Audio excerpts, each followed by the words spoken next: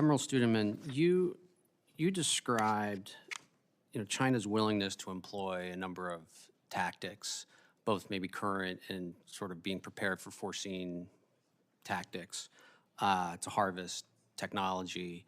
We have this U.S. underwater ecosystem, innovation ecosystem. And you described it, I think, in response to Commissioner Kuiken's last question about guarding tech development. I guess my question is, how would you prioritize where we're most exposed in that ecosystem? And then two, if you can kind of draw that to some of your recommendations, policy recommendations as to, what Congress or administration should prioritize. Well, I think we're most exposed with the level of awareness of the American people as to the nature of what we're talking about in general with regard to the strategic competition and what it means for America's future and whether or not we should be hardening ourselves because it will require more hard choices for our research labs, our academic institutions, think tanks, government folks, non-government personnel. So we just haven't had a conversation with the country. We're distracted. We're not told that this is sort of the top, priority of the 21st century to deal with this level of a nation-state challenge. And it's really not just one nation-state. It's multiple red nations that, aim to see the U.S. decline. So I wish we would get to this conversation as a nation, and I wish we would actually have a comprehensive campaign by which we would harden ourselves and our allies and partners to be able to understand, what's at stake. And so I think that's probably the most important aspect of this, to say that technologically speaking, they inhabit our system and we don't inhabit theirs, right? And they're very good at theft as well as legitimate purchases and acquisition of knowledge. And this ultimately creates the capability, I think, that you want to talk about. So if you can't do that first part, you're not going to be able to actually protect yourself in the end game, right, of things that are actually manifest, that they're, actual capabilities that the Chinese can use against us. I do think we have enough lead time to consider what it means for us in terms of homeland defense and not just about something that's way over there. The American homeland, by the way, starts in the U.S. territory of Guam. That's where America's day begins. So we have to think of that as the homeland, mid-pack. We have commitments that we make to some Pacific islands, right? They're the compact states. And so we need to think in those terms of what does it take to actually protect those places. And long lead times may allow us to, afford to do different things. I've recommended that not only do we look at modernizing our SOSA systems, our sound surveillance systems, as those are fixed systems, but you need to have the whole mobile network that may be established along the right places and the right vital areas for the homeland. We need to do things like baselining our port areas so that we understand the acoustic environment, because you're going to find an adversary thing somewhere in there, and you want to be able to identify it and then react to it properly and not be confused as to what that is before it's too late. And we have nuclear facilities and other things that are accessible by water. And so we need to make sure that we're protected there. So those are the kinds of things that I worry about. Dr. Horowitz, any reaction to that or anything that you would add, particularly the point about our institutions needing to harden themselves a bit, as Admiral Studeman described? Yeah, absolutely. I mean, I think that China has demonstrated for decades its willingness and ability to exploit the openness of our society to gain access to all sorts of knowledge relevant for military capabilities and assisting them economically. Our openness is a strength, and so this is our great strength. This is why America is the greatest engine of innovation the world has ever seen.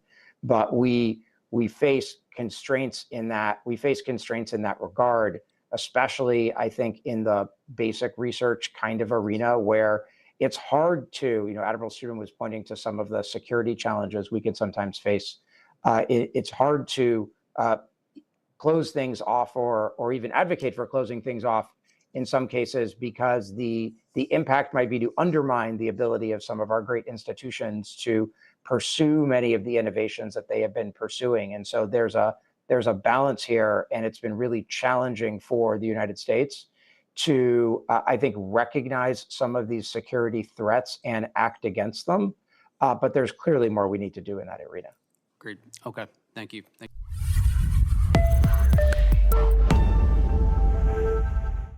China leveraging its merchant ship fleet, its fishing vessels, some of its other what we would describe as civilian capabilities, and the risks that are potentially associated with that. Could you unpack what those risks might look like in practical terms for us to better understand? Well, you've already seen a taste of sort of Chinese black operations, probably done in concert with Russia, with some of the merchant ships dragging their anchors through the Baltic and destroying cables and energy, lines there. And so I would expect that sort of the Russian tactics and techniques on this are probably being shared with the Chinese as they deepen their relationship. And so many people are obsessed on the so-called gray zone. You need to be equally conscious of the black zone. In other words, there's ambiguous behavior, and then there's things that are designed not to leave any fingerprints, or did the event even happen, right? And that's where the Chinese, think a lot about what their, options and capabilities should be. If you think about a Costco ship that comes through, look, we know that there are sort of party committees, that they have probably intel collection capability on some or many of those, that they are traversing our port system all over the place. And so when we think about, a contingency, we would need to think about how we would forestall access by those kinds of vessels that could have, look, you can put anything in a container, right? You can drop anything over the side, or, you can create all sorts of cavities inside merchant ships to do things that on the surface don't look like they're doing anything, but underwater there's some significant action taking place. And so whether it's divers, whether it's mines, whether it's sensors, whether it's torpedoes or what have you, we need to be thinking unconventionally about these things and without a geographic constraint, because our adversary thinks along these lines. Thank you. Dr. Horowitz, anything you'd like to add to that? I agree with that completely. I think that the subseabed threat in particular from China has not gotten as much play as the subseabed threat from Russia. But Ben Schmidt, who's another researcher at the University of Pennsylvania, has done some extensive work on the subseabed topic that I'd certainly recommend to any of the commissioners. And I think that this challenge is enormous and illustrates, exactly that gray-black distinction that Admiral Studeman suggested. Right, thank you. Admiral Studeman, I really appreciate your raising maritime strength versus naval strength and the risks associated with, frankly, the United States allowing our maritime strength to atrophy over the last several decades, and that obviously takes time to build back. Are there specific areas that you would recommend of particular focus in the maritime space as we continue to build out our naval power as well? Yeah, I do think, if you take a look at the Chinese commercial fleet, 12,000 plus, vessels, and we have a few hundred U.S. flagged. I mean, you're not going to catch up with that probably ever, right? But I do think we need to expand our merchant marine cadre, right, and the number of U.S. built or cooperatively built, ships that we can have guaranteed, access to provide a variety of different functions that relate to, our economy over time, regardless of sort of the contingency. And so I think we do need to, strengthen those endemic capabilities that should be part of a great nation.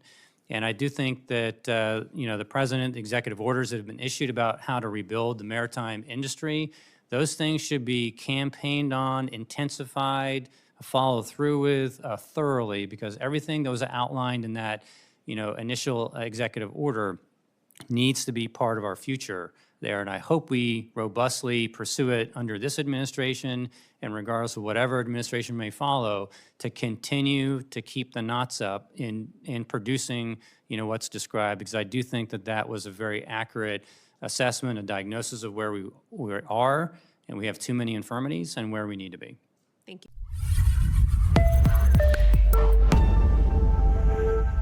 I want to further pull on this string of what I keep thinking of is perhaps we have a lack of imagination on where we should be concerned.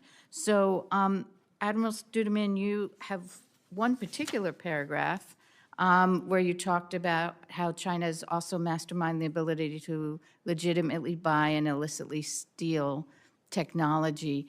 I'm trying to get my head around what you've alluded to and the need to harden our institutions. Do you have examples that you can share, or a particular example where this stands out?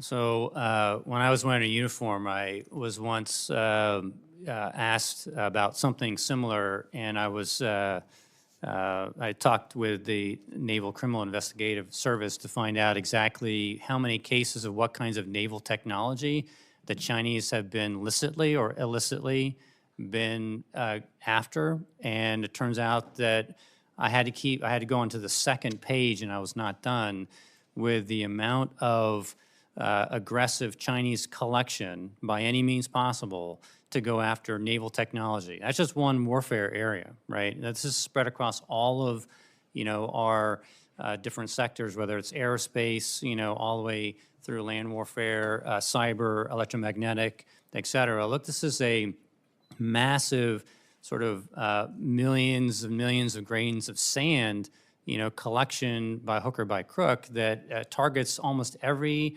pertinent technology that exists if it's relevant for building one's economy, developing one's own technological power, or if it's building military power outright. So this is the way of the Chinese. And so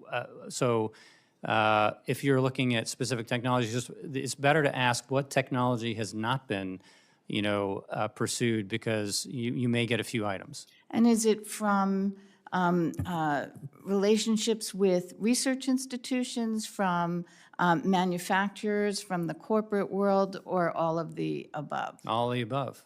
So this failure of sort of imagination on our part while trying to balance it with our open society, how do you walk that line?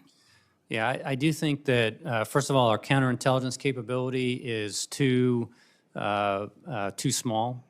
I think that we've probably pulled off some counterintelligence folks to do other missions too that should have been kept on this particular target. So whether you're talking about China, Russia, North Korea, Iran, others, I mean, there's a variety of different counterintelligence capacity shortfalls that we've had. But look, counterintelligence typically goes after foreign intelligence entities, right? And the Chinese approach is not to just use essentially trained spies to do espionage. That's a small fraction of actually what they do. So we need to actually enlist the commercial industries to understand what vigilance actually looks like when the approach is to use any association, right? Any connection, whether it's from the outside, whether it's a company that's just trying to buy in stakes, a Chinese company that may buy stakes in a U.S. company just to get the IP, right? The intellectual property. Or you don't know that there's a Chinese entity somewhere in this system down multiple levels of the supply chain. So we need supply chain transparency, right? Which takes a lot of collection and analysis because it's ever moving depending on where we are. So securitizing our economy can't be just a government function. It will require us to make the case to American companies, no matter their size, and to help incentivize what they do to protect themselves. So this is a security issue, not just a counterintelligence issue, but that's the way to start, maybe putting a lens on this to understand exactly that civ mil fusion on the Chinese side means it doesn't matter how they get it, it ends up being fused back on the Chinese side for capabilities that then they scale much faster than we can. Particularly related to ports, are we paying enough attention? This commission has talked about it a lot over the last few years, but would you comment on that? Yeah, I commented on baselining some non-traditional things like what is the acoustic environment and how do you sample that over time to make sure you have a good baseline so you can detect anomalies? How do you make sure that we can actually do three-dimensional support of, vital areas? The Coast Guard and Homeland Security, FBI, and others have been very attuned to buying Chinese cranes, let's say, other capabilities that have an ability to phone home. And I think we have some initiatives underway to make sure that we're not dependent on Chinese technology that they use in commercial ports. But many states, still have that tech there. It'll take them years to back out of commitments they made for cheap, Chinese port technology. So there are multiple ways this shows up. I do believe we have some visibility on those, and I hope we're pursuing in a campaign way a way to de-risk. Thank you.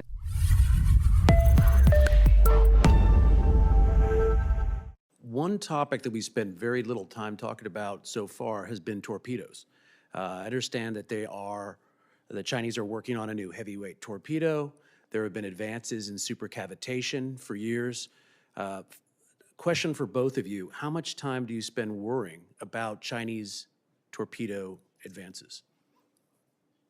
Well, it was my life for many years, so it hasn't slipped from my mind.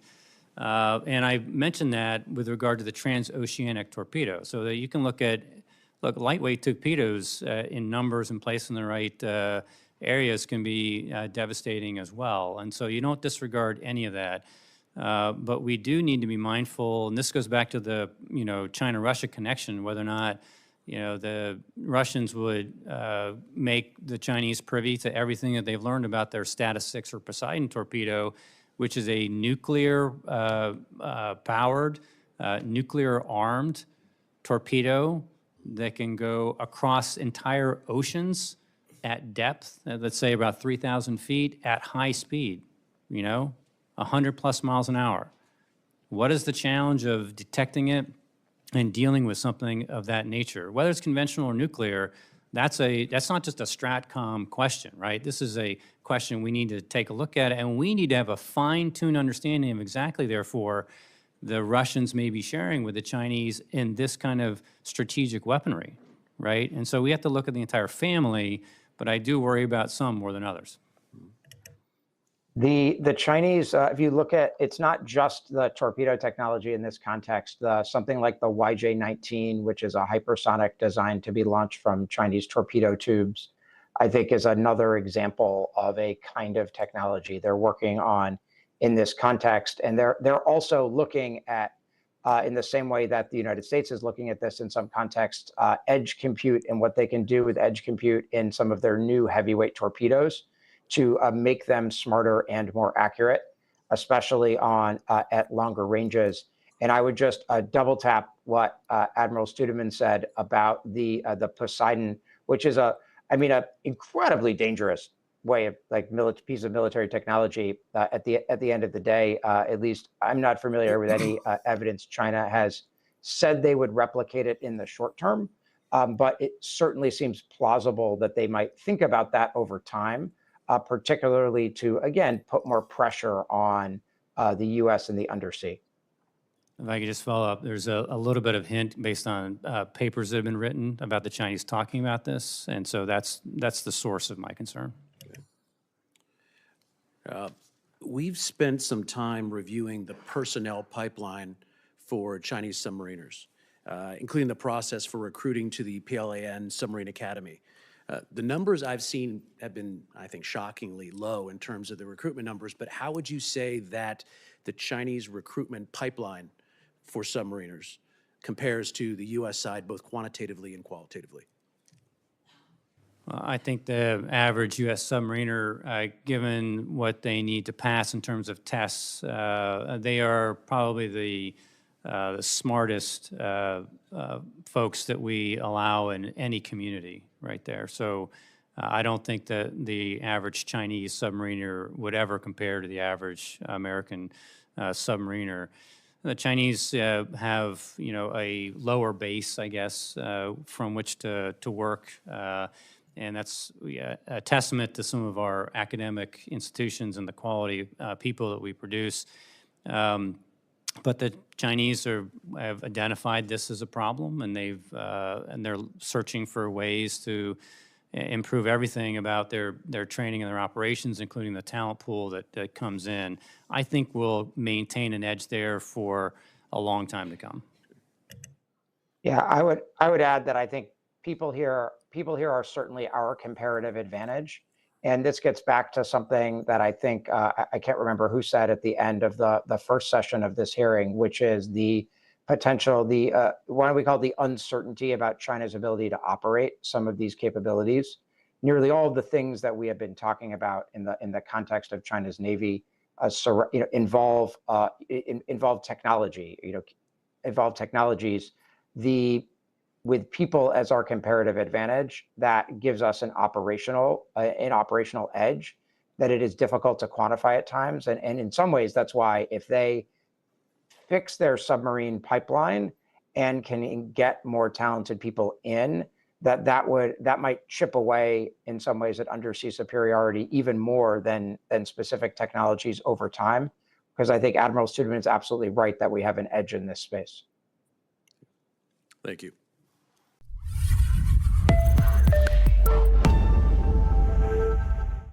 Building off of Commissioner Shmulgonian's question earlier, just want to say thank you for highlighting the administration's efforts to prioritize U.S. shipbuilding industry, U.S. merchant fleet, to reverse years of stagnation. China, your testimony outlined China's investing to win geopolitical contestation, to increase its leverage of, I think you mentioned, economic, military, technology, commercial, and political advantage. Based off of your expertise, you talked earlier in response to another question about sort of the scope and the risk. Based off of your expertise, is the CCP willing to exercise or deploy that leverage if they achieve that dominance? You betcha. I mean, why not? I mean, you've already seen it exerted, and you know, the theory goes that the more powerful China is, the more confident it is, the more likely that it will use more of its instruments of national power across the full breadth and depth of their capabilities. And so, look, you've seen it with their pressure tactics in the South China Sea and around Taiwan, the Senkakus, on the Indian border. You see the presence in the Arctic. You see a lot of different things with regard to their long-range deployments of surface assets and some subsurface, by the way, into the far reaches of the Pacific. And, you know, the Indians are worried about them going in the Indian Ocean as well. But I do think that you're exactly right. And I wanted to elevate this conversation early on to say, if you're only looking at this in terms of like a military pattern, like it all funnels into where they are and what they're doing, you're missing the point. The point is this is about a strategic competition and comprehensive national power, how you build, generate, and then employ that power. And the Chinese are hooking themselves into the world through the Belt and Road in order to get access to the resources and the markets to then build that capability, the actual ready deployable power that we have a hard time building today. Because I've made a point in other sessions about how converting your latent power into ready power is the main thing. And the United States has taken, too much risk, and we've been too brittle in what it takes to actually convert our natural advantages into real tools of power. The Chinese have never forgotten that. They've built a lot of them, and you can, bet your bottom dollar that they're going to use them as they see fit in the future, with a strong sense, too, that it's not all about hard power or sharp power. They are very savvy and very good at the combination of soft, sharp, and hard, which means smart power. Yeah, thank you. Yeah, I completely agree. This is important because there's a pervasive view sometimes that, what's the harm if China actually maintains this or gains this advantage? And so thank you for those comments. I also wanted to touch on, you mentioned earlier that CI efforts are too small. Recognizing we're here to focus on Indo-Pacific, your testimony also covers leverage and activities inside the United States. In your opinion, is CI reform something that's necessary? I do believe it is. Most people don't understand what it is to begin with. And then, like I said, I think we need to have a new concept of what counterintelligence is. And maybe we use different words to describe the function of protecting yourself, right, against foreign predation. But we need to get on it because their predatory practices have already shifted the balance of power in their direction. So for crying out loud, let's protect our economy if economic warfare is just a way of life of today, right? Political warfare, economic warfare, cyber warfare, information warfare, it's happening today. Therefore, we need suitable instruments that exist within government and suitable public-private activities to be able to protect other parts of the American economy. So, thank you very much. Thanks.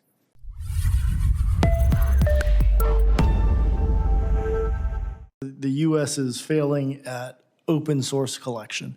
Can you talk a little bit more about that and where we're failing specifically? We've made strides. I don't want to knock those who are working very hard within the intelligence community and the government with attempts to be able to harness all that, with deals that have been made with commercial companies, with the onboarding of artificial intelligence. There's been an alacrity that we've seen, particularly lately. And so we're on the move in this regard, right?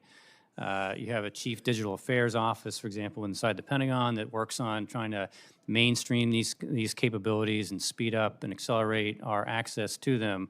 But, you know, we, for years, frankly, didn't value the open sources the way that we should have. The amount of knowledge in the world that is created every given day is going to be tremendous, but most of that is actually accessible in the open source environment.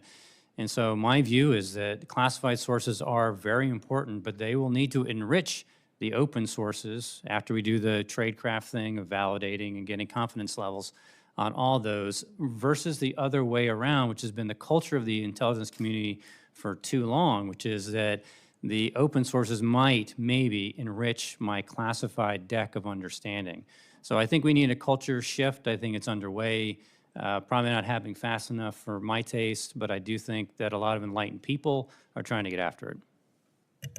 Dr. Horowitz. This is one place. go Oh, ahead. sorry, no. No, please go ahead. I was just going to say this is one place in particular where I feel like the incorporation of artificial intelligence could make a big deal in helping aggregate the open source intelligence out there and fuse it with information in the classified space in a way that sort of brings together the thing that folks like Admiral Studeman have been talking about. Thank you for that. Dr. Horowitz, we talk a lot about bottlenecks in production here in the United States, and it's often rather sobering. Can you speak to what bottlenecks you see within China's production and future in this area? I think one of the challenges here is that the bottlenecks for China are fundamentally different because their design and fielding process for ships is fundamentally different than ours. And this is true for a broader set of military capabilities as a whole. China is willing to field capabilities that are essentially good enough. They are willing to field the 80% solution. That is not something the United States has been willing to do in the past. And so, you know, this isn't the place to sort of go through the litany of issues surrounding U.S. shipbuilding in particular, or submarine production. But one of the many issues there is the emphasis on quality. Now, that is a good thing when what you are talking about is given the comparative advantage that the U.S. has in things like Virginia-class submarines or SSBNs. But because China is willing to essentially go to market with good enough technology, they don't face bottlenecks in the same kind of way, and they're willing to iterate faster generationally because they have really embraced the notion of mass in the future of military power in a different way than the United States. And we first saw this in the context of missile production, but we are now seeing it in the context of ship production and submarine production as well. I was hoping to elicit a more optimistic or encouraging feedback, but I appreciate your response. That's all I have. It doesn't mean that they're. I mean, if you want something more optimistic, I will tell you. You don't have to give it to me. It's okay. I'll give you a slightly more optimistic thing, which is I think that the it has been very challenging for them, no matter how much technology they've stolen from us, to Admiral Suderman's point, to catch up in the highest leverage, highest quality undersea technologies. They're seeking to compensate in other areas. And it's an open question in some ways, whether that bet for them is necessarily going to pay off. Like, I am very worried about that. But I do think that if what you are talking about is who has the high end when it comes to things like quieting technology, and when it comes to the, sort of like most elite part of the workforce, like that is something that remains a comparative advantage for the United States. Thank you. We might do a quick second round if others have questions. Admiral Studeman, we've talked mostly about the Indo-Pacific region, the Western Pacific part of that, and First Island chain. Can you give us a sense now of the ops tempo and the presence in the Indian Ocean and areas outside this Western Pacific area, including the Eastern Pacific, and how we're seeing any Chinese presence near Hawaii or maybe even West Coast, or is that, an ambition of theirs? So one of the things you look at, if you really want to understand what precedes Chinese military operations, is where their research fleets are operating, where they may lay buoys, where they may be interested in scientific collaboration in area X, Y, or Z. And it turns out the Chinese are in many different areas, right? And so the Indian Ocean has been littered with Chinese collectors, essentially, over decades, that suggest to you that there may be some economic exploration in there, but we know that these will precede additional Chinese deployments into that particular region, which of course makes New Delhi very nervous and ought to make others nervous as well. So I would suggest that you probably take a classified briefing on exactly where the Chinese have been operating. Suffice it to say, you probably will be surprised where they've operated, but it's worth kind of covering that, I think, sub rosa.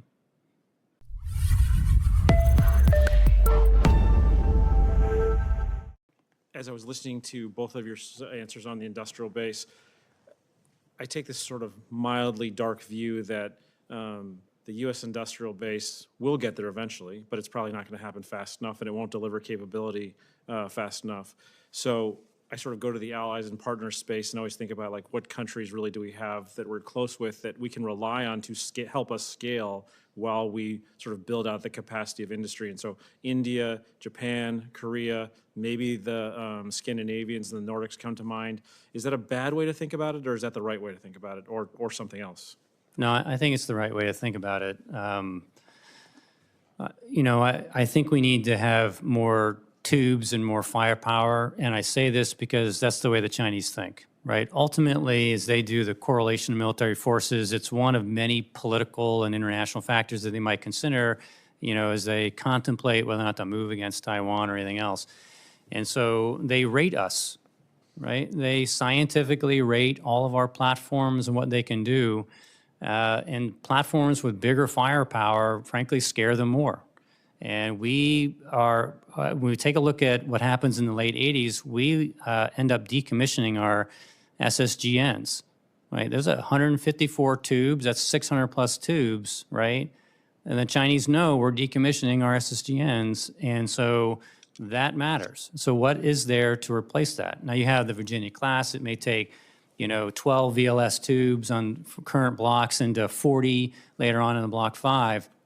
It still doesn't compensate for the absence of the tubes of our SSGN. So you're going to need to think more creatively, right, about the major and the middle and the smaller size. And that's where I do think we have to work more closely with the allies. Look, we're out of balance as a military. We're invested in the high end, but over-invested in the high end. And we need to keep the high end. But we need to have the middle and the low end to come in like a pyramid. So we have more of those capabilities, a larger family of those, right, to cover down and give combatant commanders and the president more options. And so I do think that that could be a multicolored, multi-flagged sort of thing that we do as we try to build out the base of the pyramid. That's helpful. You talked about CI reform, counterintelligence reform. I leaned into this one quite a bit when I was still working here in the Senate, and I'll tell you, it is a community that does not want to be reformed. So it's something that I think is worthwhile sort of thinking about, but I think it's a very, very hard issue to get at. There are a whole bunch of competitive services across the executive branch, and it's tough. But I do want to talk to you about foreign military exploitation. You have a recommendation in here about doing more in this space. I think it's something I would just like you to just talk about for a second, because I don't think it's something that people fully understand. There's huge opportunity in terms of acquiring their platforms, and then obviously trying to get whatever you can in terms of intellectual property out of it for countermeasures and sort of other opportunities. But as we think about the intellectual property theft that has been conducted against us, are there ways that we should think about this in a new and different way for ourselves as well? I would like to give us some credit here. We're very smart, creative, savvy, clever collectors, and I think that will continue. We have some of the world's best professionals that are in this field. And frankly, sometimes, we've got to use friends, access through friends to be able to get, something that would be important for us to know. It used to be that you could say, hey, I want to get access to, let's say a friend has a Kilo submarine, let me exploit the Kilo submarine. Increasingly, in today's world of foreign material acquisition and then exploitation, it's the subcomponents and it's the elements of something that matter. It's the cyber capability, right? It's the software that's inside the wiring, the hardware. And so that's where it gets really complex for us. It's really difficult because it's, like climbing Mount Everest. Of all the things that you want to have, you want to prioritize the most important, but increasingly they are critical elements of a target system, not simply how fast does it go, what's its endurance, et cetera, right? And so it's getting more and more complicated as technology becomes more sophisticated, and we need, I think, to create more support for that area, because if you can't get that right, you don't know exactly how that red system operates, therefore you may underrate it, and it could lead to the loss of American lives later on, right? We need to create counters and mitigators. We need to understand systems thoroughly to accurately characterize the danger that exists for us. And it's not just about the individual things, of course, it's about all the networks that connect these things together. So what is the algorithmic solution for them as they develop a way to interconnect all these capabilities? Thank you. Hopefully my magnanimous chair will let me ask another question just before we wrap up. You talked about open source, and one of the things that was always striking to me when I left my last position was how much was actually available in the open source space. Thing one. Thing two, this is an issue that we've been trying to get after since 9/11. After 9/11, I've heard no sort of new ideas or sort of novel approaches here. Everybody says, oh, we should fuse the things that are on the high side with the low side. I mean, go tell a CIA analyst that and it won't ever happen, but they'd love to do it. Do you have any new ideas in this space that haven't been tried? I'd really sort of welcome your views there. And then I'll do this just so Commissioner Shriver doesn't get mad at me. Mr. Horowitz, you've done a lot of work historically on autonomous systems.